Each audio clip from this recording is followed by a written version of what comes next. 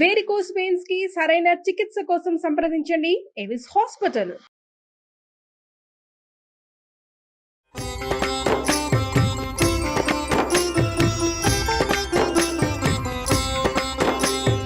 నమస్కారం.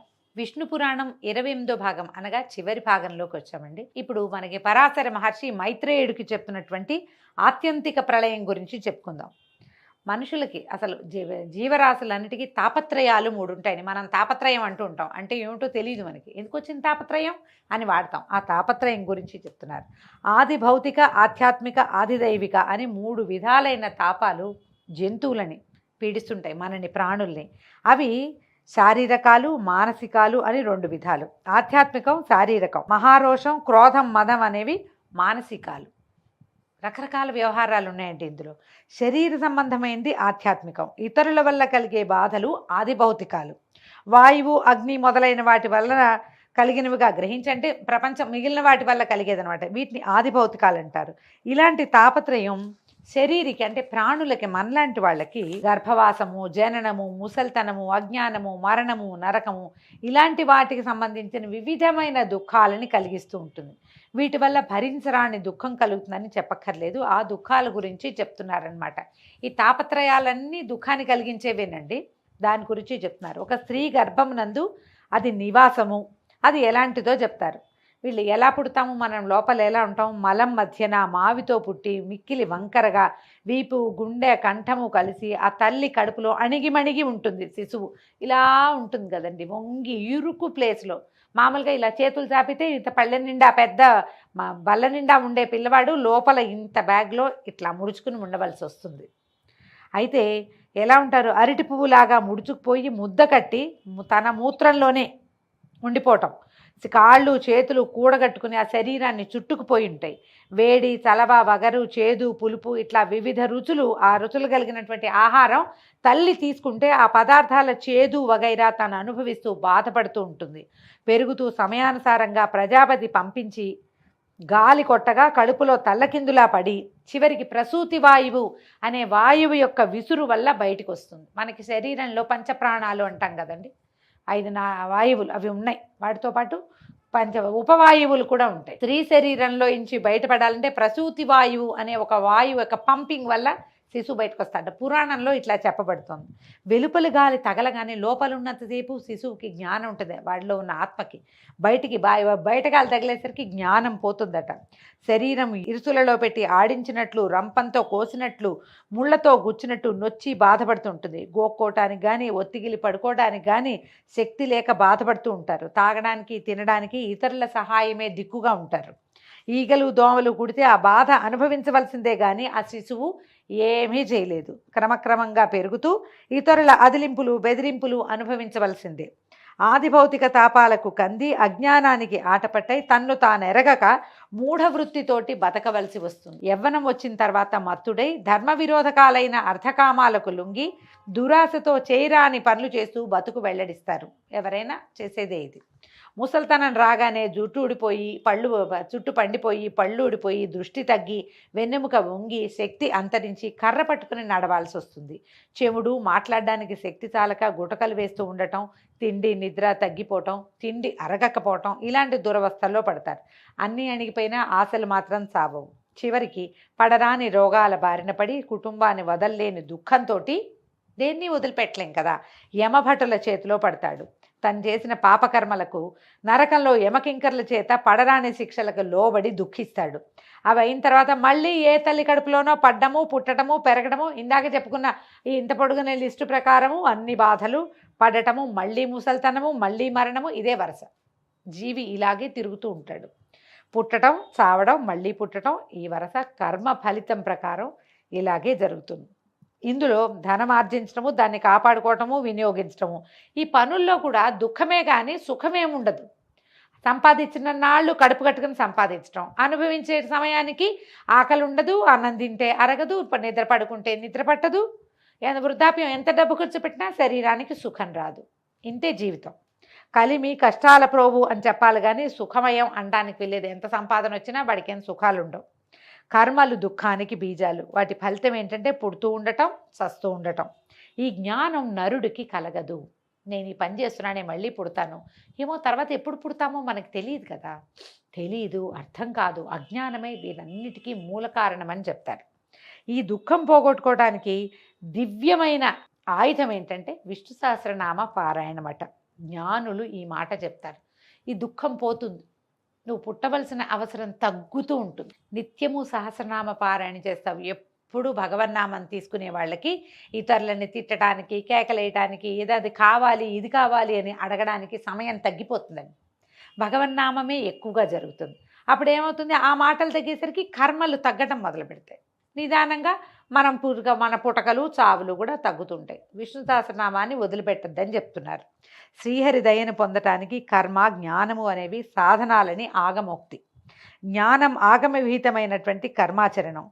ఏది లేక బతుకు సుఖంగా గడవాలి, మోక్షం రావాలని అరిస్తే వస్తాయా? అరిస్తే రాదు. భగవంతుడు అనే పదానికి అర్థం చెప్తున్నాను విను. సంభవము, భర్త అనే రెండు భకారానికి అర్థమట. పుట్టించి, నడిపించి, లయమొందించే శక్తులు 3 కలిగిన వాడు భగవంతుడు. విజ్ఞానము, ఐశ్వర్యము, సంపద, యశస్సు, వైరాగ్యము, వీర్యము అనే ఈ 6 కూడా ఈ భగమనే పదానికి అర్థాలు. ఇవే షడ్గుణాలు. ఇవి కలవాడు భగవంతుడు. ఇవన్నీ ఉన్నాయి ఆయనకే అని విద్వాంసులు నిర్వచనం చెప్తారు. ఈ 6 గుణాలతో ఉన్న ప్రపంచంలో తనలో ప్రపంచము ఉన్నవాడు భగవంతుడని విబుధుల యొక్క నిర్ణయము. ఈ భగవన్నామం పరబ్రహ్మ స్వరూపి అయిన వాసుదేవుణ్ణి గురించే చెప్పబడింది, కానీ మరే దేవతకి చెల్లదు.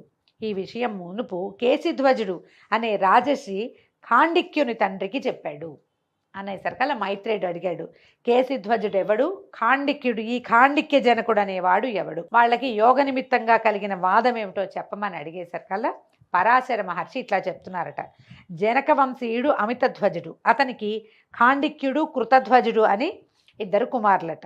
తండ్రి తర్వాత వాళ్ళిద్దరూ రాజ్యం సమానంగా పంచుకుంటే ఈ కృతధ్వజుని కుమారుడు కేశిధ్వజుడు అనేవాడు ఏంటట, అతను తపోధనుడు, ఆత్మవిద్యాపరాయణుడు, బలపరాక్రమశాలి అయ్యి ఈ సంసారాన్ని అవిద్య వల్ల తరిస్తాను అని తండ్రి తర్వాత రాజ్యాన్ని అనుభవిస్తూ, అతను చాలా తెలివిగలవాడే కానీ తండ్రి తర్వాత రాజ్యాన్ని తీసుకున్నాడు. అలా ఉండగా ఖాండిక్యుని తండ్రి కర్మ పద్ధతిగా రాజ్యమేలుతూ పగబట్టి ఖాండిక్యుడు గెలిచి కేశిధ్వజుడు అంటే వాడు పాపం వాడి దారిని వాడు చేసుకుంటూ ఉంటే ఇతను ఏం చేశాడనమాట, వాడి యొక్క సిరి సంపదలను లాక్కున్నాడు. అప్పుడు ఏం చేశాడు, ఖాండిక్యుడు వాడి సంగతి వేరే, వీడి సంగతి వేరే, కానీ కేశిధ్వజుడు ఖాండిక్యుడిని జయించేసరికి ఈ ఖాండిక్యుడు ఏం చేశాడు, తనంతట తను నగరం విడిచిపెట్టేసి మంత్రులు తను అందరూ కలిసి అరణ్యంలోకి వెళ్ళిపోయారు. కేశిధ్వజుడే సర్వరాజ్యానికి అధిపతి అయ్యాడు. ఆ కేశిధ్వజుడు ఒకనాడు యజ్ఞం చేయబోతే ఆ యజ్ఞానికి సంబంధించిన యజ్ఞ పశువుగా ఒక ఆవుని, హోమధేనుని నిర్ణయించారు. ఆ ధేనువు ఒక పులి నోట పడి చనిపోయిందట. అది తెలిసేసరికల్లా కేశిధ్వజుడికి బెంగొచ్చింది. అయ్యో ఇదేమిటి, ఈ హోమధేనువు ఇలా అయిపోయిందని, ఈ దోషానికి ప్రాయశ్చిత్తం ఏమిటని ఎందరో ఋత్విజులను అడిగాడు. అడిగితే మా తెలీదు, కశేరుడనే జ్ఞానున్నాడు, కశేరుడి దగ్గరికి వెళ్ళి అడగమన్నారు. ఈ కశేరుడు ఆయన అక్కడెక్కడో అడవిలో ఉన్నాడు. ఈ రాజుగారు అక్కడ దాకా కాలినడకని పోయి ఆయన్ని అడిగాడు. ఆయన ఏమన్నాడు, భార్గవుణ్ణి అడగమని చెప్పాడు. మళ్ళీ భార్గవుడి దగ్గరికి నడిచి వెళ్ళాడు. భార్గవుడు అన్నాడు, నాకు కూడా తెలీదు, ఈయన శునకుడు అనే ఈయనున్నాడు ముని, ఆయన కనుక్కోమన్నారు. శునకుడు ఏం చెప్పాడంటే, రాజా, గోవధకి ప్రాయశ్చిత్తం సామాన్యమైంది కాదు, కానీ నేను చెప్పలేను. నీ శత్రువు, ఆగర్భ శత్రువు, నీ సోదరుడు, నీ ముందు నీ రాజ్యానికి అధిపతి అయినటువంటి ఖాండిక్యుడు చెప్తాడు. ఖాండిక్యుడికి చాలా శాస్త్రజ్ఞానం ఉంది, యోగ జ్ఞానం కూడా ఉంది, అతనిని కనుక్కో అని చెప్పేసరికల్లా ఏం చేశాడు ఈ కేశిధ్వజుడు, అంతకుముందు ఇద్దరు పోరాడుకుని రాజ్యాలు లాక్కున్నారు కదా, అయినా సరే ఎలాంటి సందేహము లేకుండా తన పగని పక్కకు పెట్టి కృష్ణాజీనం కట్టుకుని మృగశృంగకరుడై చేతిలో మృగశృంగం పట్టుకున్నాడట. అంటే మన లేడీ యొక్క కొమ్ములు పట్టుకున్నాడు. అంటే నేను ఏ పగ లేకుండా ఉన్నాను, కేవలము యోగం గురించి తెలుసుకోవడానికే వస్తున్నానని తన తాలూకు వస్త్రధారణ ద్వారా తెలియజేసి కానీ రథాన్ని ఎక్కే వెళ్ళాడని రాస్తున్నారు. ఖాండిక్యుడి దగ్గరికి వెళ్ళారు. ఈ ఖాండిక్యుడిని దూరం నుంచి కేశిధ్వజుడిని చూసి మునులంతా తెల్లబోయారట. రాజా, మన శత్రువు, ఆ చేతిలో ఉన్నటువంటి ఈ లేడి తాలూకు కొమ్ములు వీళ్ళకి ఖడ్గంలా కనపడింది. ఖడ్గదారిగా ఒంటరిగా వచ్చాడు, ఎవ్వరు లేరండి, ఆయన ఎందుకో ఒక్కడే వస్తున్నాడు, చంపేద్దాము అన్నారు. అనేసరికల్లా ఈయన అన్నాడు అనేసి వీళ్ళు వెళ్ళిపోయారు ఆయన దగ్గరికి. వాళ్ళు ఏం చేశారు, ఆ మంత్రులు వాళ్ళు కత్తులు కటార్లు పుచ్చుకుని వెళ్ళేసరికల్లా కేశధ్వజుడు చెప్పాడట, ఆగండి, నేను పోరాటానికి రాలేదు, ఆ పగని మర్చిపోండి. నేను చేసిన యజ్ఞానికి సంబంధించిన ఆవు పులి వల్ల మరణించింది. ఆ ప్రాపప్రాయశ్చిత్తానికి శునక మహర్షి చెప్పిన ప్రకారము నేను ఇక్కడికి వచ్చాను, ఖాండిక్యుడి కోసం వచ్చాను అనేసరికల్లా వాళ్ళు ఏమన్నారు, ఇంకా నయం, నిన్నెట్లా నమ్ముతాం, నువ్వు సొంత సోదరుడి రాజ్యాన్ని లాక్కున్నవాడివి, యజ్ఞము గోహత్య ధర్మాలు ఇవన్నీ చెప్పద్దు మాకు, శత్రువు ఒంటరిగా దొరికితే చంపాలని మాకు తెలిసిన ధర్మం, రాజనీతి అదే, శత్రువు దొరికితే ఇంకా శత్రు శేషం ఉండనివ్వకూడదు, నువ్వు దొరికావు అనేసరికల్లా సరే ఖాండిక్యుడు వెనకాల నుంచి వచ్చాడట. చూసి మంత్రులకి బోధించి వద్దు వద్దు, తొందరపడి దోషం చేస్తే దానివల్ల వచ్చే సుఖం చాలా తక్కువ, తొందరపడకూడదు, నిదానిస్తే పుణ్యలోకాలు లభిస్తాయి మనకి, తొందర మాత్రం పడకూడదు, దొరికాడు కదా వేసేద్దామని వేసేస్తే తర్వాత చాలా సమస్యలు వస్తాయి, అందుకని తొందరపడకూడదు, ఇది పైగా మనకి బుద్ధిమంతులకి పుణ్యలోకాలు లభిస్తాయి నాయన, తాపీగా ఉండేవాళ్ళకి దాన్ని పోగొట్టుకోవద్దు, పైగా తగిన తోడు లేకుండా వచ్చిన శత్రువుని పట్టి చంపటం ధర్మ విరుద్ధం, పనికిరాదని మాట్లాడి ఈ కేశధ్వజుడు మంచి చెడ్డలు తెలిసినవాడే, ఏదో ధర్మ సందేహం అడిగి తీర్చుకోవడానికి వచ్చాడు కదా, చేర తీసుకోవచ్చు, ఇతన్ని ఎదిరించద్దని చెప్పి మంత్రుల్ని శాంతపరిచి ఆయన దగ్గర కేశధ్వజుడి దగ్గరికి వెళ్ళి మంచి మాట్లాడి తన వెంట తీసుకొచ్చి మర్యాదగా కనుక్కున్నాడు. అప్పుడు కేశధ్వజుడు తన వచ్చిన పనిని చెప్పి ప్రాయశ్చిత్త విధిని చెప్పమన్నాడు. అప్పుడు ఖాండిక్యుడు ఏం చేశాడట, వేదోక్త విధి వేదోక్తంగా ఎలా చెప్పబడింది, యజ్ఞ పశువు మరణిస్తే ఏం చేయాలో ఆ విధులన్నీ ఖాండిక్యుడు క్షుణ్ణంగా చదువుకున్నాడు. ఈ వచ్చిన కేశధ్వజుడు తన శత్రువు అయినా కూడా అతనికి కావలసినటువంటి నీతిని ధర్మాన్ని శాస్త్రాన్ని విడమర్చి బోధించాడు. ఈ కేశధ్వజుడు వెనక్కి తిరిగి వచ్చి ప్రాయశ్చిత్త విధిని చేసుకుని సాంగోపాంగంగా యజ్ఞం చేసి ఋత్వికులకు సభ్యులకు యథోక్తమైన దక్షిణ తాంబూలాలు ఇచ్చి దీనులకు అనాథలకు కోరిన ధనధాన్యాదులు ఇచ్చి తృప్తుల్ని చేశాడట. కానీ ఒకనాడు అనుకున్నాడు, అదంతా అయిపోయింది యజ్ఞం అయ్యాక, నాకు ప్రాయశ్చిత్త విధి తెలిపి కృతకృత్యుణ్ణి చేసిన ఖాండిక్యునకు ఇష్టమైనవి, అతనికి ఏమి ఇష్టమో అది ఆయనకి సమర్పించాలి అని భావించి మంత్రుల్ని భటుల్ని వెంట పెట్టుకుని కాలినడకన ఖాండిక్యుడి దగ్గరికి వెళ్ళాడట. మొదటిసారి రథం ఎక్కి వెళ్ళాడని చెప్పారా, ఈసారి మాత్రం ఆయన రథం ఎక్కి వెళ్ళాలి, నిదానంగా అందరినీ వెంబడి పెట్టుకెళ్ళి, నాయనా నీకు ఇష్టమైంది ఏమిటో చెప్పు, నేను నీకు అది సమర్పిస్తాను, నీ వల్ల నేను ఈ యజ్ఞాన్ని పూర్తి చేయగలిగాను అని మాట్లాడడానికి వెళ్ళాడు. నీకు గురుదక్షిణ ఇస్తానంటే అప్పుడు ఖాండిక్యుని మంత్రులు అన్నారు, చెప్పారట, రాజ్యం కోరుకో స్వామి, రాజ్యం కోరుకో, మనం ఇటు అడవుల్లో పడి చచ్చిపోతున్నాము, రాజ్యం కోరుకోమంటే ఈయన నవ్వాడట ఖాండిక్యుడు. ఆయన చెప్పాడు, ఈ ధనం సంపాదించడం, రాజ్యానికి ఆశపడటం, ప్రధానులు మంత్రులైన మీ ఉద్దేశం కానీ నాకు ఆ కోరిక లేదు, పరమార్థ యోగం ఇతని వల్ల తెలుసుకుని బ్రహ్మపదం చేరతాను, అశాశ్వతమైన ఫలితాలు నాకు ఇష్టం లేదని చెప్పి కేశధ్వజుడు అన్నట్ట. అయ్యా ఇప్పుడు చూడండి, ఖాండిక్యుడికేమో శాస్త్రం తెలుసు, కేశధ్వజుడికి మోక్ష విధానం తెలుసు, యోగ మార్గం తెలుసు, చదువుకున్నాడు, కానీ ఆయన కొంత అవిద్యకి లోబడి ఈ రాజ్యము రాజ్యకాంక్ష భూలోకంలో ఉన్నప్పుడు ఇవి చేయాలని అది చేసేసాడు. ఈయన ఖాండిక్యుడు అడిగాడు, నాకు మోక్షాన్ని సంపాదించడానికి తగిన యోగ మార్గాన్ని ఉపదేశించమని. అప్పుడు అన్నాడు, నువ్వు రాజువి కదా, ఇప్పుడు మనం రాజులం, ఇప్పుడు ఏం చేయాలి, ఈ రాజుగా ఉన్నప్పుడు ఒక క్షత్రియుడిగా ఉన్నప్పుడు రాజ్యపాలన చేయాలి, నువ్వు భోగాలు అనుభవించడం దొరతనం నేర్పటమే ముఖ్యము, అది వదిలిపెట్టేసి నువ్వు యోగ మార్గాన్ని ఎందుకు అడుగుతున్నావంటే అప్పుడు ఖాండిక్యుడు చెప్తున్నాడు, అజ్ఞానానికి మూలము లక్ష్మీదేవితోటి సంబంధం, పాపాలకి రూపాలే మనం చేసే పనులు, వాటి ఫలితం భరించరాని కష్టాలు, ఇవి ఏంటంటే దీనివల్ల దాంతో జరిగేది ఏంటంటే అజ్ఞానానికి కారణం అదే, మనకి ఏదో కావాలనిపిస్తుంది, దానికోసం ఏదో తప్పు చేస్తాం, ఆ తప్పుని రూపుమాపుకోవడానికి ఏదో యజ్ఞం చేస్తాం, ఆ యజ్ఞానికి డబ్బు కావాలని ఏదో యుద్ధం చేస్తాం. చూడండి, ఒక పని చేయడానికి ఎన్ని పనులు చేయవలసి వచ్చింది, ఇవన్నీ చేయవలసి వస్తుంది, కాబట్టి నాకు అవ్వద్దు, దివ్యమైన మోక్ష మార్గ ఉపదేశం చేయవలసింది అని కోరుతున్నాను, అది తప్ప వేరేది నీ దగ్గర నుంచి నేను గురుదక్షిణగా స్వీకరించను అని చెప్పాడట. అప్పుడు కేశధ్వజుడు చెప్పాడు, అవిద్య వల్ల మృత్యువుని ఎప్పుడు గెలుస్తాను అని అదే స్మరణ వల్ల రాజ్య సంపద నాకు ఈశ్వర ప్రసాదంగానే కనపడుతుంది, ఆత్మ కాని వస్తువుని ఆత్మగా భావించడం, తనకు రాని సొమ్ము కోసం ఆరాటపడటం, ఈ రెండే అవిద్యకి బీజాలు. పాంచభౌతికమైన ఈ శరీరమునందు దేహి అజ్ఞానానికి లొంగి అహంభావంతో ప్రవర్తిస్తూ ఉంటాడు. ఇల్లు ఇల్లాలు పిల్లలు ఇదే ధ్యాసతో మమకారాన్ని పెంచుకుంటూ బ్రతుకు గడిపేవాడు అవివేకి. ఉపభోగాలకి ఆశపడి ప్రయత్నించడం, చేయరాని కర్మలు చేయవలసి వస్తుంది. ఆ కర్మలే పురుషునకు తెగని బంధాలు, వాటి వల్లే అతను మళ్ళీ మళ్ళీ పుడుతూ ఉంటాడు. పృథ్వీతత్వ ప్రధానమైన ఈ దేహము పృథివికి సంబంధించిన పదార్థాల చేతనే వృద్ధి పొందుతుంది. ఒక ప్రాణి ఆ లెక్కకు మించిన ఎన్నో సంసార సంబంధాల బంధాలలో చిక్కుబడి వాసనలు అనే పరాగానికి లొంగి మోహారణ్యంలో తిరుగుతూ ఉంటుంది. మనం ఇక్కడిక్కడే తిరుగుతాం, మనం వీళ్ళకే పుడుతుంటాం, ఇక్కడే పుడుతూ ఉంటాం, ఈ లోకంలోనే పుడతాం. ఒక బాటసారి కంట్లో పడినటువంటి దుమ్ముని వేడి నీళ్లతో పోగొట్టుకున్నట్టుగా కర్మ సంబంధమైన అజ్ఞానము ఆత్మబోధ వల్ల పోతుంది. కంట్లో దుమ్ము పడితే వేడి నీళ్ళతోటో చన్నీళ్ళతోటో కడుక్కుంటే పోతుంది. వేడి నీళ్ళు అని చెప్తోందండి పురాణం, హాట్ వాటర్ తోటి కడుక్కోవాలట. ఈ కర్మ సంబంధమైన అజ్ఞానము ఆత్మబోధ వల్ల. అందుకనే మనం ప్రవచనాలు పురాణాలు వింటాం. పూర్వకాలం నుంచి మనం హరికథలు వినటము అవి మన పద్ధతిగా ఉంది. వీటి వల్ల ఇప్పుడు మనం ఇందులో పడి కొట్టుకుపోతుంటాం సంసారంలో. అందులో నుంచి బయటికి రావడానికి మనకు ఒక ఆలంబన కావాలి. దానికి ఆలంబనే పురాణాలు కానీ ప్రవచనాలు కానీ అని చెప్తున్నారు. అజ్ఞానం విడువగా మోక్షం కలుగుతుంది. చల్లని నీరు అగ్ని చేత వేడెక్కినట్టుగా మమకారానికి చుట్టుకుపోయిన ప్రకృతి గల శరీరి కష్టాలకు చిక్కుతాడు. కనుక కల్మషాన్ని పోగొట్టేది, మోక్ష మార్గాన్ని చూపేది అయిన యోగాన్ని నేర్చుకోవాలి. అది మోక్షాన్ని సాధిస్తుంది అంటే ఖాండిక్యుడు ఇట్లా అన్నాడట.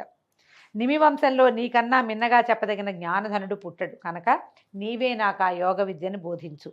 ఆ విధంగా నన్ను కృతార్థుని చెయ్యి అంటే ప్రసన్న హృదయుడైన కేసిధ్వజుడు ఇట్లా చెప్పాడట. రాజా, ఇది పూర్తిగా వేదాంతమేనండి, నిదానంగా వింటే అర్థమవుతుంది. బంధమోక్షాలకు హేతువు చిత్తం, విషయ సుఖాలకి అది లాగుతూ ఉంటుంది. దాని చేత చిక్కులకు చీకాకులకు కట్టుపడవలసి వస్తుంది. ఆ వాంఛలకు లొంగకపోతేనే మోక్షప్రాప్తి కలుగుతుంది. కనుక మనసు చెదరనీయక బ్రహ్మధ్యానంపై అంకితం చేస్తే ముక్తి సాధ్యమవుతుంది. ఇనుము సూదంటురాయికి వశమైనట్లుగా బ్రహ్మధ్యానం చేత ఆత్మభావం కలుగుతుంది. ఆత్మభావం విషయవాంఛలకు లొంగక సన్మార్గాన నడుపుతుంది. అలా స్థిరచిత్తంతో బ్రహ్మధ్యానం నిరంతరము చేస్తూ ఉండటమే యోగం. ఆ యోగ విద్య యందు నిశ్చల బుద్ధిని ప్రయోగించి వర్తించేవాడే దివ్యయోగి. మోక్షం అతని చేతి ఉసిరిక, అంటే కరతలామలకం అంటాం కదా, అరచేతిలో ఉన్న ఉసిరిపండు అనమాట. బ్రహ్మతత్వం తెలిసిన బ్రహ్మణ్యుడు అతడే. అలాగ యోగాభ్యాసంలో ఉండగా ఎప్పుడైనా ఆటంకం కలిగినా మలి జన్మలో తప్పక ముక్తి పొందుతాడు. ఎవరి నుంచి ఏదీ తీసుకోక మిక్కిలి శుచిగా ఉండటం, అహింస, బ్రహ్మచర్యము, దొంగతనం లేకుండా ఉండటం కలవాడై యోగాభ్యాసుడయి ఆ యోగ ఫలితాన్ని కోరకూడదట. నాకు ఇది కావాలి అనకూడదు, యోగాభ్యాసిగా మాత్రమే ఉండాలి. నియమము, శౌచము, తపస్సు, వేద పఠనము, నాలుక కోరికల్ని విడవడము బ్రహ్మదర్శనము. దీనికి యమయోగం అనే పేరట. దాన్నే ధ్యానం అంటారు. పైన చెప్పింది కామ్యఫలకాంక్షతో చేస్తే తప్పకుండా సిద్ధిస్తాయి, సందేహం లేదు అని చెప్తున్నారు.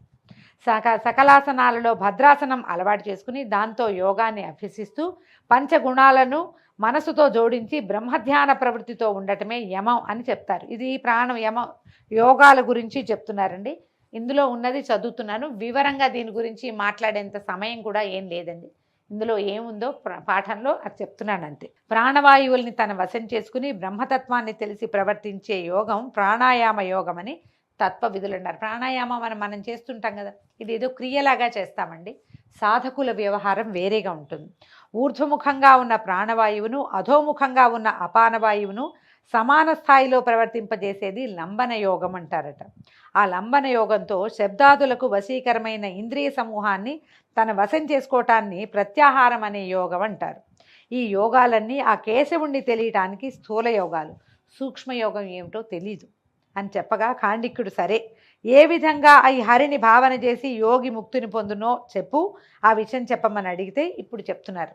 దివ్యమూర్తి అయిన విష్ణువు యోగి యొక్క చిత్తంలో ఉంటాడు. ఆ మూర్తి స్థూల రూపం, సూక్ష్మ రూపం అని రెండు సంజ్ఞలు ఉన్నాయి, రెండు విధాలు. పర అపర అనే సంజ్ఞతోటి చెప్తారట.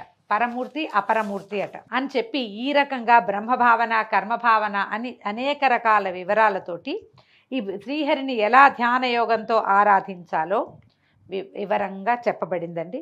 ఈ విధంగా యోగ విద్యతో వాడికి క్రమంగా భగవద్ దర్శనం లభిస్తుంది. చివరికి వాళ్ళని తన వద్దకి తీసుకుంటాడు అని సంగ్రహంగా యోగ విద్యను గురించి చెప్పేసరికల్లా ఖాండికుడు సంతోషించి, నీ ఉపదేశం నాకెంతో నచ్చింది, నీ వల్ల నా దృష్టి భగవంతుడి వైపుకు వెళ్తోంది, పద్మాక్షుడి మీద నిలిచింది అని చెప్పి, చాలు నాకు నువ్వు చేసిన ఉపదేశం చాలు, నేను ఈ రకంగా యోగాభ్యాసాన్ని పరుణ్ణయి మోక్షాన్ని పొందుతానని ఖాండిక్యుడు కేశిధ్వజుడికి అనేక కృతజ్ఞతలు చెప్పారు. వీళ్ళిద్దరూ జనకరాజర్షి వంశానికి చెందిన వాళ్ళేనండి. ఖాండిక్య జనకుడు, కేశిధ్వజ జనకుడు అని చెప్తారు. అందుకని మనకి జనక మహారాజుని రాజర్షిగా చెప్తారు. వాళ్ళందరూ యోగ జ్ఞానం కలిగిన వాళ్ళే. అందులో ఎవరికైనా జ్ఞానం లేకపోతే రెండో వాడికి తెలియజేసి వాళ్ళని ముందుకు తీసుకెళ్లిన సంఘటనలు కూడా కొన్ని కథల్లో కనిపిస్తాయి. తర్వాత ఏమైందట, ఖాండికుడు తన కుమారుడికి పట్టం కట్టంటే తన తర్వాత తన పరివారాన్ని చూసే ఇలా విధానాన్ని కుమారుడికి అప్పచెప్పి తర్వాత యోగ విద్యాభ్యాసంలో సకల సంతోషాలని పొందాడు. ఈ కేశిధ్వజుడు కూడా తన నగరానికి వెళ్ళిపోయి పద్మాక్షుని ఆరాధిస్తూ అనేక యజ్ఞాలు చేశాడు. వాసుదేవుని అనుగ్రహంతో దివ్యభోగాల్ని అనుభవిస్తూ హాయిగా ఉన్నాడట అని చెప్పి పరాశరులు చెప్తున్నారు. మైత్రేయ, సర్గ ప్రతిసర్గాదుల మన్వంతరాల వృత్తాంతం చెప్పాను, ఇక నువ్వు వినాల్సింది ఏమిటి నాయన అని అడిగేసరికల్లా మైత్రేయుడు చెప్పాడు, అన్నీ విన్నాను, ఇంచుమించుగా అన్నీ తెలుసుకున్నాను. మనసు నిర్మలమై శాంతగుణ భాసురమైంది. ఏదైనా పురాణాలు వినేసరికి మనకు ఒక ప్రశాంతత లభిస్తుంది కదా. మైత్రేయుడికి కూడా ఎలాగే లభించింది. నేను రకరకాల విషయాలు అడిగాను, మీరు శ్రమపడి ఎన్నో విషయాలు నాకు తెలియజేశారు, నా వల్ల మీకు కలిగిన శ్రమకి నన్ను క్షమించండి అంటే అప్పుడు ఈయన చెప్పాడు, నాయన నువ్వు నాకు చేసిన సేవ వల్ల దేవతలు కూడా సిద్ధించని నీ శ్రీ విష్ణు పురాణం నీకు ఆనందంగా చెప్పగలిగాను. నువ్వు నాకు కలిగించింది పుణ్యమే కానీ ఇది శ్రమ కాదు. దేవతలు, రాక్షసులు, గంధర్వులు, యక్షులు, పన్నగులు, కిన్నరులు, సిద్ధులు, సాచులు, మునులు, 4 వర్ణాల వారు, నదీనదాలు, సముద్రాలు, వనాలు, పంచభూతాలు, గ్రహ నక్షత్రాలు, అగ్నులు, మన్వంతరాలు, వేదశాస్త్ర పురాణాలు విష్ణుమూర్తులే, అన్నీ విష్ణు స్వరూపాలేనట. ఈ చరిత్ర విన్నవారు సకల శుభాలు పొందుతారు. ఇన్నిటా వినుతింపదగిన విష్ణు పురాణాన్ని రాసినా, చదివించినా, వినినా, పూజించినా శుభప్రాప్తి అవుతుంది. భక్తవత్సలుడైన పద్మాక్షుడు ఇష్టఫలాలని ప్రసాదిస్తాడు. విష్ణు పురాణాన్ని భక్తితో చదివినా విన్నా, అశ్వమేధం చేసి అవబృధ స్నానం చేస్తే వచ్చే ఫలితం లభిస్తుంది. పుణ్యక్షేత్రాలలో స్నానము, దానము, ధ్యానము, తపము చేసిన ఫలితం కూడా లభిస్తుందట. అగ్నిహోత్రం యొక్క ఆరాధన 1 సంవత్సరం చేస్తే వచ్చే ఫలితం ఒక్కసారి విష్ణు పురాణం చదివినా, విన్నా, వినిపించినా లభిస్తుంది. ఇప్పుడు నేను వినిపించాను, నాకు ఫలితం లభిస్తుందండి. విన్న వాళ్ళందరికీ కూడా అగ్నిహోత్ర ఆరాధన చేసిన ఫలితం లభిస్తుందట. జ్యేష్ఠ మాసంలో శుక్లపక్ష ద్వాదశి నాడు యమునలో స్నానం చేసి మధుర వెళ్ళి విష్ణువుని ఆరాధిస్తే వచ్చే పుణ్యఫలం విష్ణు పురాణ పఠనం వల్ల కలుగుతుంది. శ్రావణ మాసంలో విష్ణు పురాణం నందలి కథలు కొన్నిటిని చదివినా కూడా దుస్వప్నం పోతుంది. ఒకవేళ శ్రావణంలో ఏదైనా పీడకలలు కనుక వస్తే మాసాన్ని బట్టి అన్నమాట, ఎప్పుడు పీడకలు వచ్చినా విష్ణు పురాణంలో ఒక ఎపిసోడ్ విన్నా కూడా ఫలితం లభిస్తున్నట్ట. దుస్వప్నం యొక్క దుష్ట ఫలితాలు ఏమైనా ఉంటే అవి పోతాయి. సూర్యగ్రహణ సమయంలో యమునలో స్నానం చేసి వైదికులైన బ్రాహ్మణులకు గోదాన భూదానాలు ఇస్తే వచ్చే ఫలితం విష్ణు పురాణం రాసిన వారికి వస్తున్నట్ట, చేత్తో గనక రాస్తే. విష్ణు పురాణ కథలు వినే వారికి పాపాలు పోతాయి, ఆరోగ్యాభివృద్ధి, భాగ్యాభివృద్ధి, కీర్తి, హరిభక్తి కలుగుతాయి. నేను పులస్త్య మహాముని వల్ల ఈ పురాణం విని నీ వంటి తపోధనలకు చెప్పే ధన్య చరిత్రుడిని అయ్యాను. శమీకుడు నీ వల్ల విని దీన్ని కృతయుగంలో వినిపిస్తాడు కాబట్టి ఈ పురాణం కలికాలం యొక్క దోషాన్ని పోగొట్టి జగన్నుతం అవుతుంది. నువ్వు మహానుభావుడివి. మైత్రేయుడికి చెప్తున్నారన్నమాట, నీ జననం పవిత్రమైంది, జన్మ ధన్యమైంది నాయన. భగవంతుడి మీద భక్తిని ఏమరకుండా నిరంతరము విష్ణునామ సంకీర్తన చెయ్యి అని ఈ రకంగా పరాశర మునీంద్రుడు మైత్రేయునకు వేదమూలమైనటువంటి విష్ణు పురాణాన్ని పూర్తిగా వినిపించాడు. ఈ విధంగా సుమన్ టీవీ వల్ల ఈ 28 రోజుల పాటు విష్ణు పురాణాన్ని సాధ్యమైనంత సంగ్రహంగా మీకు అందించగలిగే అవకాశం లభించిందండి. ధనుర్మాస పుణ్యక తిథుల్లో ఈ మొత్తం 28 రోజులను మనం ఈ పురాణాన్ని విన్నాము. అవకాశం ఉన్నప్పుడు మళ్ళీ ఇంకొకసారి వినడానికి అవకాశాన్ని తీసుకోండి. నమస్కారం.